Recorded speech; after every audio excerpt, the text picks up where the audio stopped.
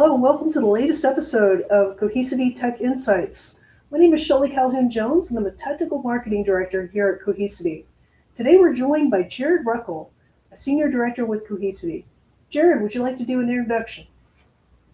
Yeah, sure thing. Thanks, Shelly. Good to be with you and everybody else here today. I'm a senior director here at Cohesity, supporting our cyber resilience products, and I have more years than I care to admit doing product management and product marketing. But really excited to share a few of the findings of a recent survey that we did and talk about cyber resilience with everyone. Jared, it's great having you. And that really brings up a good point there. Cyber resilience is not just prevention and detection, it's real world tests that the organizations in the world are facing right now. And so in this episode, we're going to take a look at some data from the Cohesity's Global Cyber Resilience Report, which shares insights from IT and security leaders all around the world. And we're going to take a look at what organizations are experiencing. We're going to see where we need to recover in today's threat landscape. So let's go ahead and jump into the material. I'm really curious to get your insights on some of the data that we pulled from this report. So just kind of taking a look through the numbers here, the report found that 76% of organizations have faced a significant cyber attack, and many were hit more than once within the same year. So, given these statistics, how should organizations balance their focus on cyber resilience versus traditional prevention strategies? Yeah, surveys like this are so insightful. It gives us all a look into what is happening with real world practitioners, what people are actually, facing and what they're seeing. And I think the savviest organizations, Shelly, they've realized that cyber attacks are a matter of when they're going to happen, not a matter of if. And so, with that, posture that lots of, boards of directors have started to, really understand and cascade down to the C level, I think there's been a real shift in focus and budget. To your point about the prevention strategies, it's really, really hard to prevent a cyber attack with ransomware as a service, all these, crazy things that you see in the headlines about, what the bad actors are doing.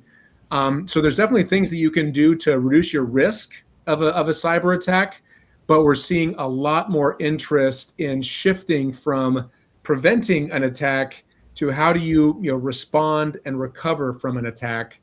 And I think these preventative technologies that you can buy, sometimes they don't hold up in the moment of truth when you're in the middle of a cyber attack, and those have taken up maybe 75, 80, 85% of your budget. And things about response and recovery have been correspondingly, small slice of the budget.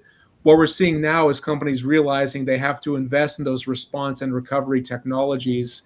And it's not just the technologies, it's actually the skills and the planning and the tools that you have to use to be able to bounce back and become a resilient organization. So there's a really big shift from that, 80-20% of spending discrepancy, where now response and recovery are seen as far more important. And I think that's something that we're seeing in our business here at Cohesity as well. Let's ask you one of these questions, Shelly. Put you on the hot seat for a bit. Going back to the survey, almost half the respondents said they were completely confident in their cyber resilience strategies, but still many continue to face serious impacts and slow recovery times. We see that in the news every day. We see it on social media. That a lot of companies are still really exposed when it comes right down to it. In looking at this, there seems to be a little bit of a gap between how resilient organizations perceive themselves and how they actually perform in the real world. So where do you think that gap may come from? It's interesting that you mentioned that. I've worked in previous roles directly with customers. Excuse my microphone; it's all happy right now.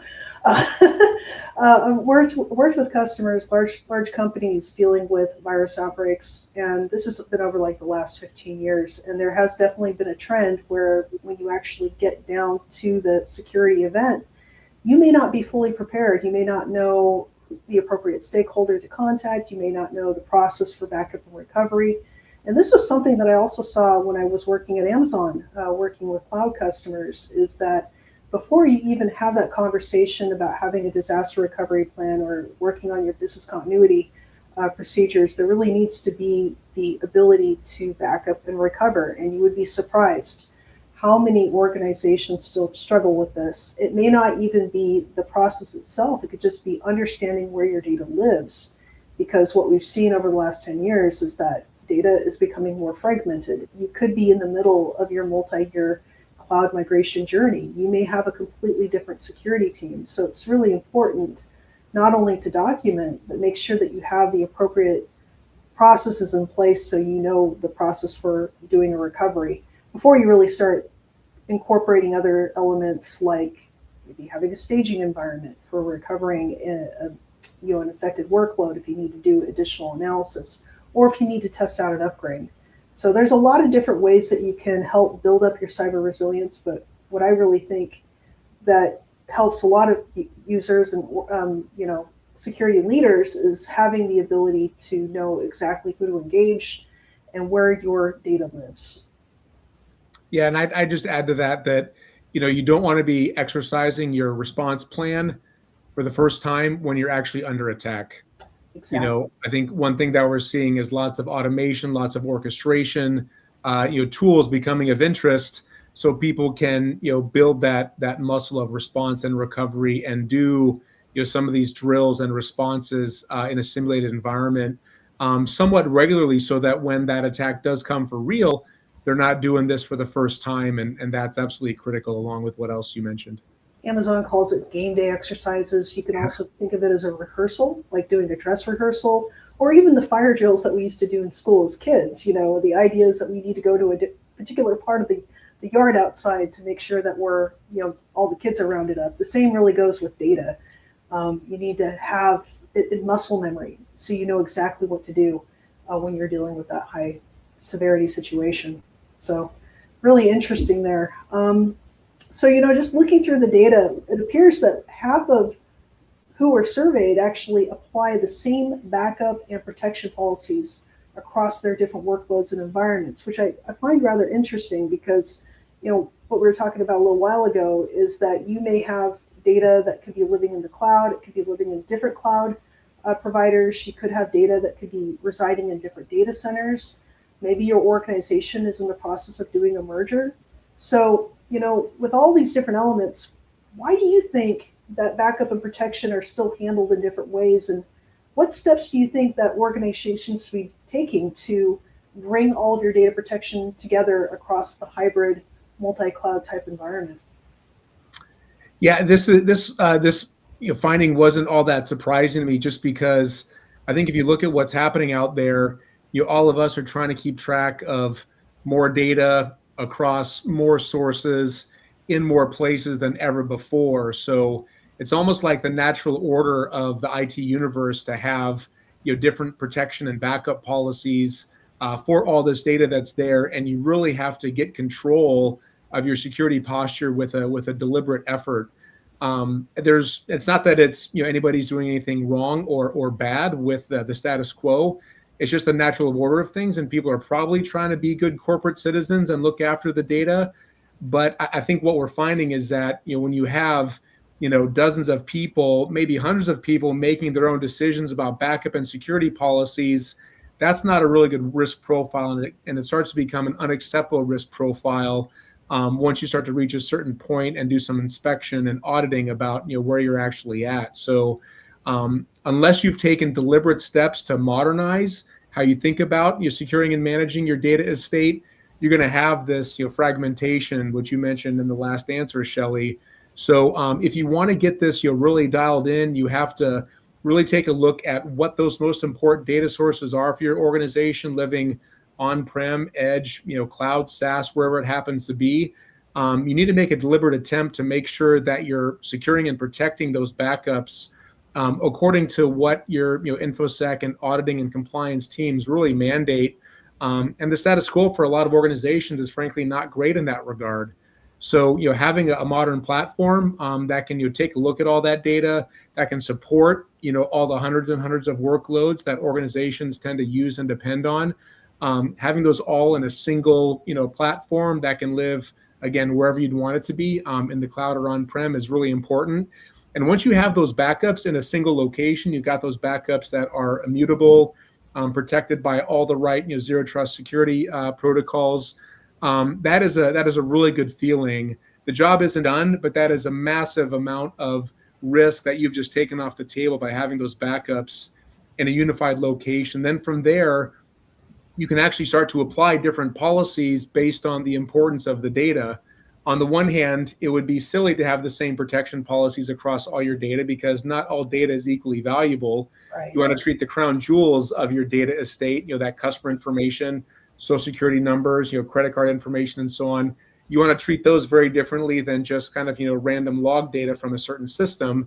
You don't want to have the same protection policies with that.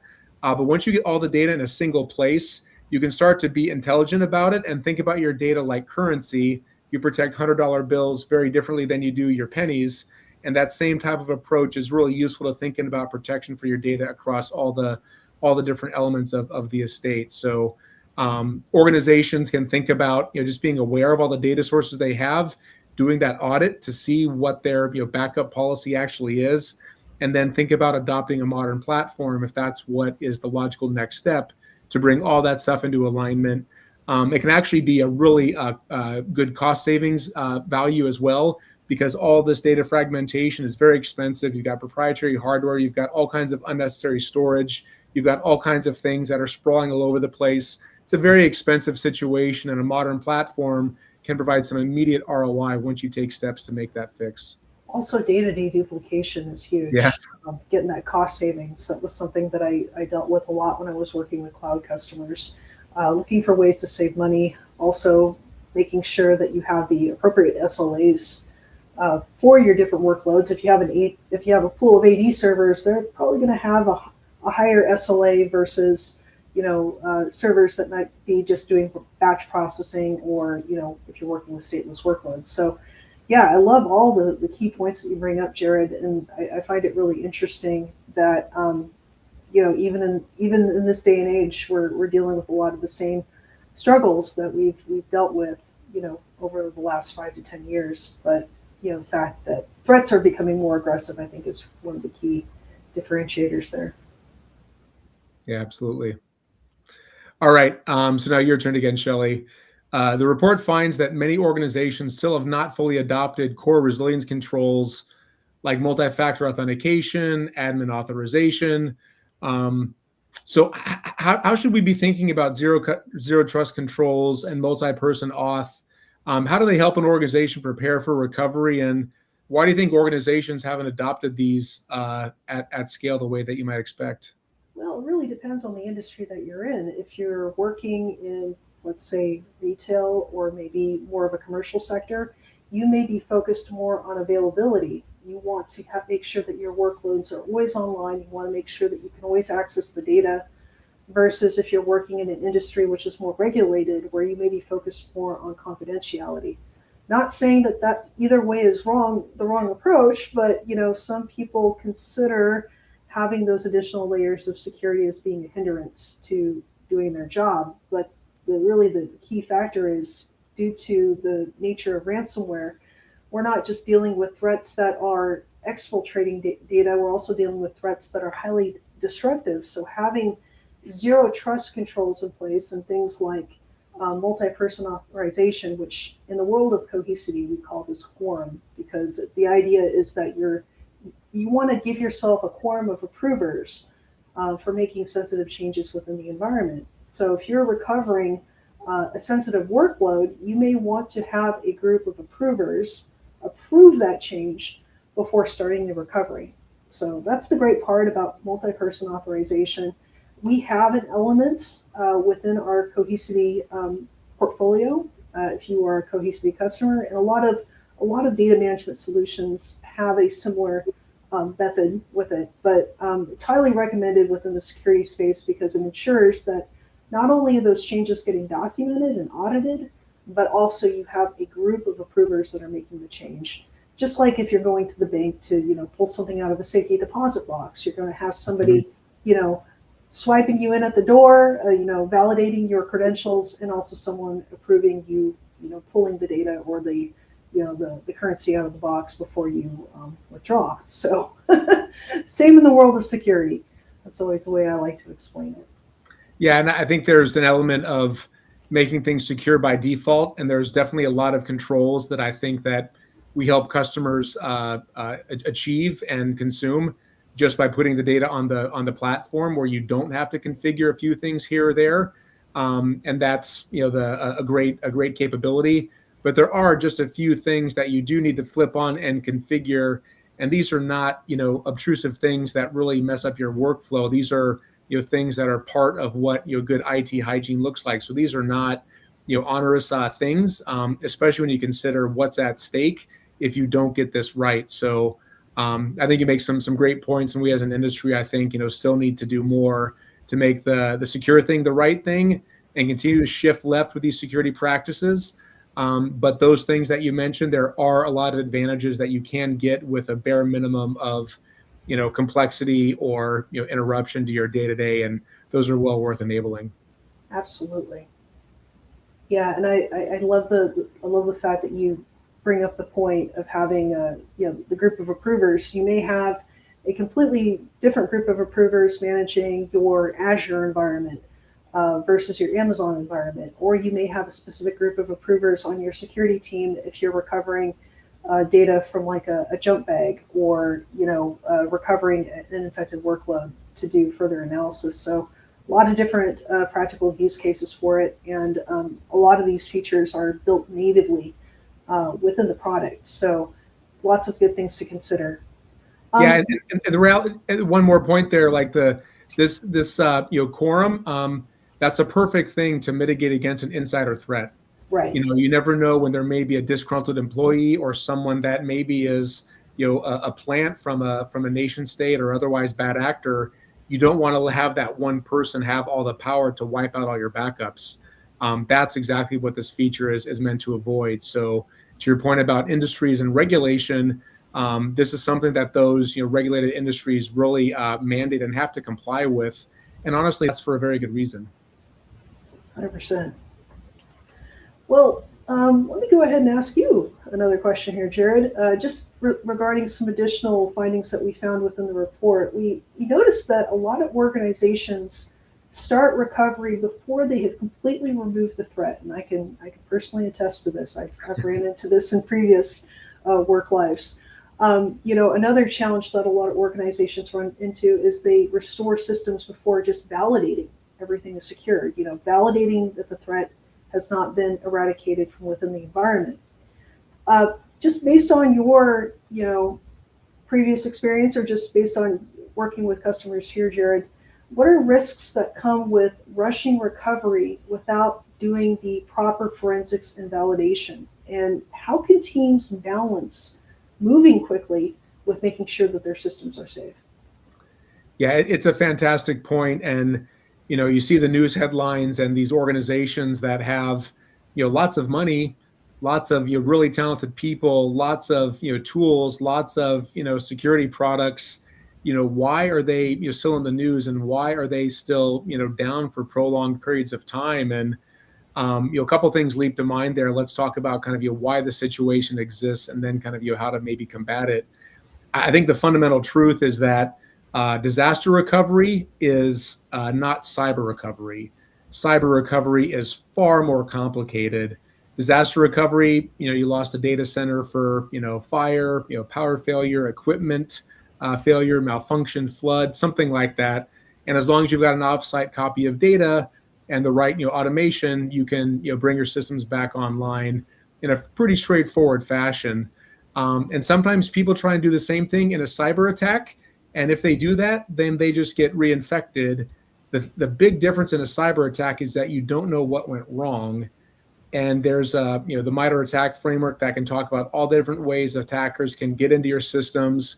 But the point is, you have to do some forensic analysis to find out where the malware or where the threat originated from.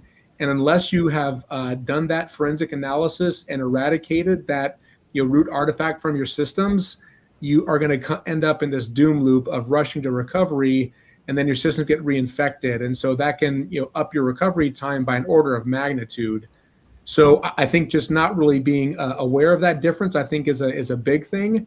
The other element is, some people, may be, very well aware of the fact that, cyber recovery is more difficult than disaster recovery, but they may be counting on systems to help them troubleshoot the threat that are not reliable or not even online in the event of a ransomware attack. Can you trust these, EDR and XDR systems in the middle of a ransomware attack? That's debatable. There's all kinds of tools that can help the bad guys evade those types of systems.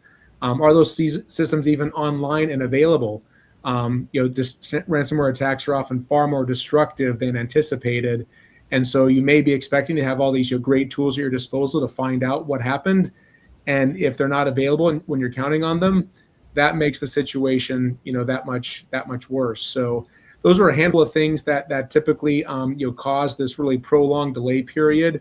And unless you've done that analysis, like I mentioned, Shelly, you're going to end up in this situation where you have this doom loop of being reinfected over and over again. So I think the point that we made earlier about practicing your response plan earlier, regularly and often is really important. I think you also need to think about threat protection and having dedicated threat protection capabilities for your backup estate. That's one thing that we've really invested in at Cohesity, to make sure that you can scan for those threats, you can hunt for those threats in your backup systems. Those are going to be online and available when your production systems and your production threat hunting is not available. You're going to be so thankful that you have those capabilities available to you when it comes time to do that analysis, to spin up a clean room, to eradicate that infection, and then bring your systems back online from a known good state. So I think those are some really best practices that we're starting to see happen. And then thinking about the automation that can go into just really accelerating that process and making sure that things can go smoothly. Yeah, it's interesting that you mentioned the threat scanning. I know that working in incident response with customers, if you're scanning a production system, a system that's online, especially if it's infected, it's going to take a really long time. Yeah. If you have the ability to scan the backup, it's going to go a lot faster. So yeah, and it's not going to be disruptive to the production experience for your users or your customers. And this is a great thing where we talk about what you can do pre-attack. Scan those backups regularly, whatever the right cadence is for if you're a business.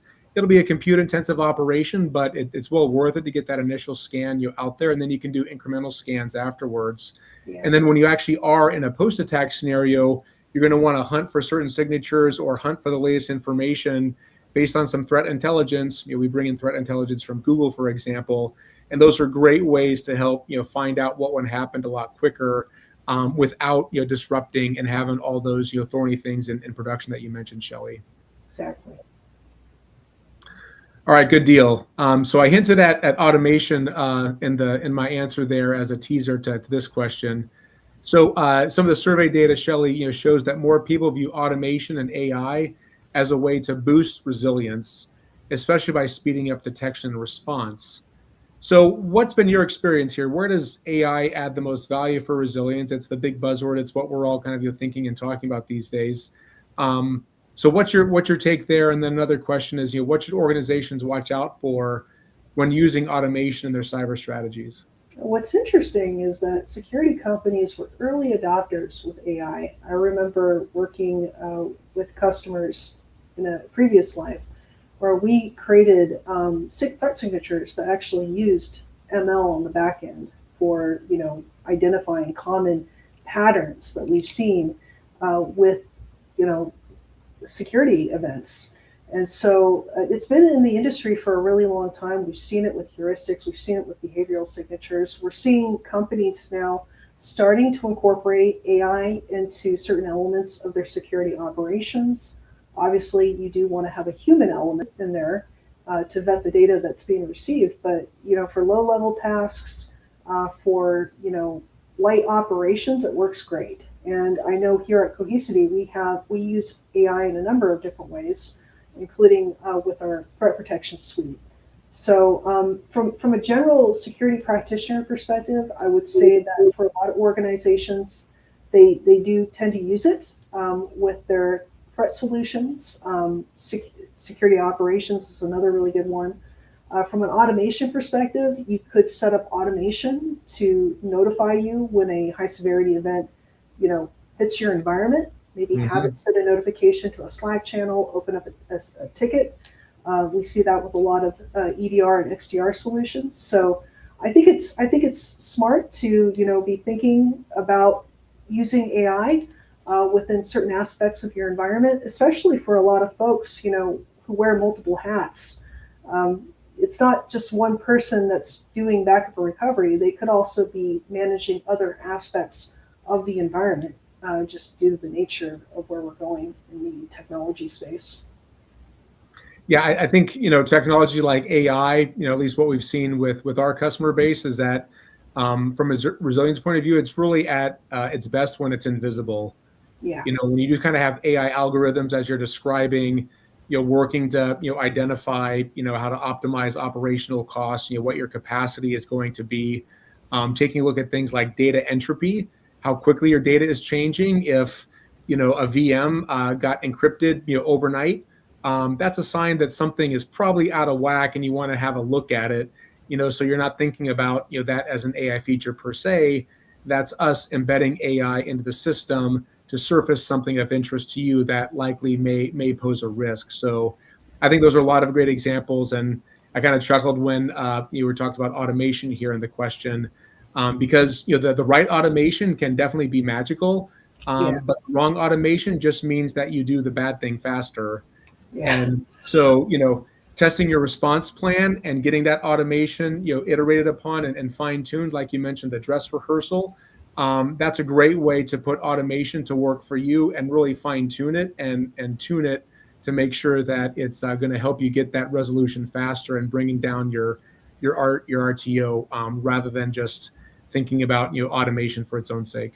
I think logs analysis is another really good use case for AI Mm. tools, just because of the sheer breadth of log data that you might be getting within your environment. You're not going to have time to go through those logs, but you could set up a tool that would give you the ability to summarize and get the data that you need out of Yeah, your. and I think one other AI thing is, we're seeing, in all the enterprise systems that we use and depend on having AI powered chatbots to help navigate, documentation, navigate, technical support issues, and we've got that, built into our platform as well. So that's kind of another, I think, really obvious AI thing to be able to have, that chatbot experience with the full majesty of all the technical materials to go in there and help you troubleshoot or configure something or set something up that otherwise may take a little bit more time.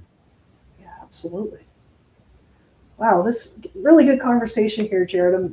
I'm enjoying it. I Yeah, love getting your likewise. perspective. So just kind of going through the findings here a little bit more. This is kind of interesting. Only 6% of respondents have achieved a high level of maturity in resilience practices, which means that resilient processes are still uncommon. So what sets a risk-ready organization apart from a risk-exposed one in practice, and how can teams with moderate maturity move forward more quickly? Yeah, I think this is starting to get in on the $1 million question that resilience professionals need to be thinking about. Um, I think the organizations that are probably risk ready, they're a lot more honest about what their situation is, and they've taken the time to ask the hard questions and to do some of these rehearsals, to do some red team testing, or to do some tabletop exercises, and to take a look at really what their status quo is. And I think the risk-ready organizations, they've had a hard look at perhaps how vulnerable they are, and then they've had really the hard conversations internally to address that, and then taken steps to make investments in people, process, and tools, to really move up that maturity curve and follow the industry best practices to improve how quickly they can respond from an attack to protect themselves and reduce their risk pre-attack. They've also probably acknowledged that, again, it's a matter of when, not if. So I think, ironically, you become risk ready by taking a hard look in the mirror about where you're actually at, and then making those tough decisions to get better, following best practices and playbooks. And I think, cyber resilience is a journey. Nobody has ever, solved this, and nobody ever will. But it's something that you practice at to try and get better at, over and over again, because the threat landscape is certainly, changing pretty dynamically. If you look at risk exposed organizations, they may, have some self-awareness about how vulnerable they are, but maybe they just don't like to talk about it. They don't want to face it. They can maybe just, buy something and implement something rather than taking a hard look at, again, the process and people side of things. So I think the main thing that we see is that, risk exposed organizations, if they are, subject to a cyber attack that, affects their business, they become very interested in improving their risk posture right after that happens. And so I hope for all the folks out there that may be thinking that they're in the risk exposed category, don't wait for a cyber attack.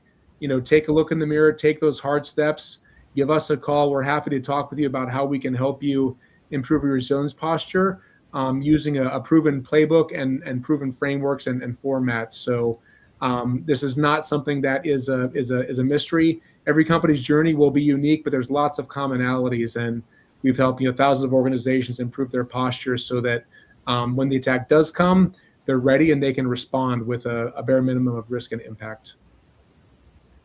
Those are all really good points. I think just keep staying informed and thinking of cyber resilience as a shared responsibility, not only within your leadership, but also all the way down to your end users, really helps with maintaining a stronger posture with it. Definitely. And so I think for our final round of questions, Shelly, I'll really put you on the hot seat here. So if you could give the audience one piece of advice for strengthening their cyber resilience strategy in 2026, what would it be? I would say, continuing to stay informed, looking for opportunities to self-educate. There's a lot of great resources out there, both within Cohesity and also just out in the general security community. Sites like CISA, Department of Homeland Security, they offer, health readiness exercises. They'll actually go into your environment and look at your environment and determine the level of security that you have. I also go through a local B-Sides group here in Oregon, but Security B-Sides is national. So definitely check out your local B-Sides chapter if you haven't had a chance. And then, of course, we have a lot of great resources here within the Cohesity community. Awesome. What about you, Jared? What would you give the audience as a piece of advice? I kind of hinted at it in the answer to the last question. There's an old Kenny Rogers song called "Check In to See What My Condition Was In," and I think that's probably what I'd say is that take that honest look about where you are as a company. Maybe you've got it dialed in, maybe you've taken some good steps and made some progress, or maybe you're still trying to figure things out. But you can't really understand how to get better until you understand where you are. And where you understand, once you understand where you are, you can figure out where you want to go. And then there's lots of tools, as you alluded to, Shelly, about how to help you get from point A to point B. But just orientate yourself, ask the tough questions, maybe go have those tough conversations, be honest about where you're at. And when you can do that, it'll actually be a liberating feeling. You can start to move up that maturity curve. And more importantly, help your organization reduce risk and otherwise, bounce back quickly from a cyber attack. Well, Jared, it's been great having you. It's always wonderful to have you on our show. And I highly recommend the audience check out our resources out on cohesity.com. We have our full Cohesity Global Cyber Resilience Report that you can download. You can also join the conversation via our Cohesity community to learn more about building organizations that are prepared to recover. This wraps up another episode of Cohesity Tech Insights. Thanks for watching, everyone.